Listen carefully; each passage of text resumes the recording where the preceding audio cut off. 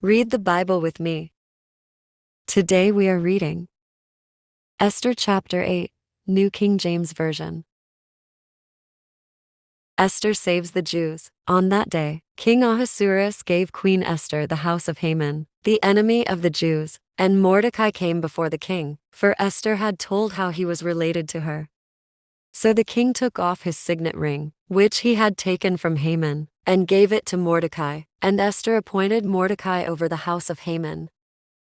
Now Esther spoke again to the king, fell down at his feet, and implored him with tears, to counteract the evil of Haman the Agagite, and the scheme which he had devised against the Jews.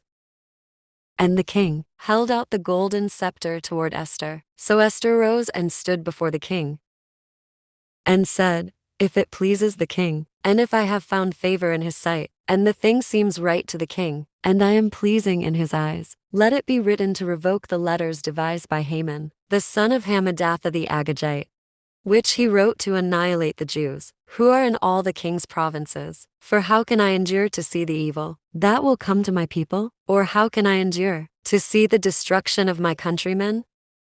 Then King Ahasuerus said to Queen Esther and Mordecai the Jew, "Indeed, I have given Esther the house of Haman, and they have hanged him on the gallows, because he tried to lay his hand on the Jews. You yourselves write a decree concerning the Jews, as you please in the king's name, and seal it with the king's signet ring, for whatever is written in the king's name, and sealed with the king's signet ring, no one can revoke."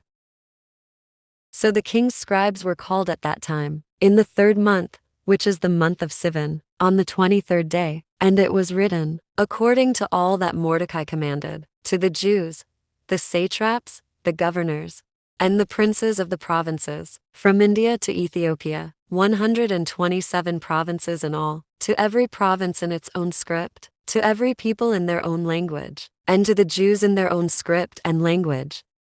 And he wrote in the name of King Ahasuerus, sealed it with the king's signet ring, and sent letters by couriers on horseback, riding on royal horses bred from swift steeds.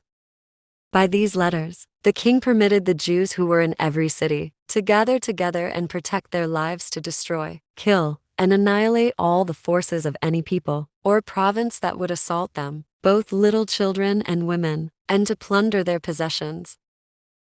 On one day in all the provinces of King Ahasuerus, on the 13th day of the 12th month, which is the month of Adar, a copy of the document was to be issued as a decree in every province, and published for all people, so that the Jews would be ready, on that day to avenge themselves on their enemies.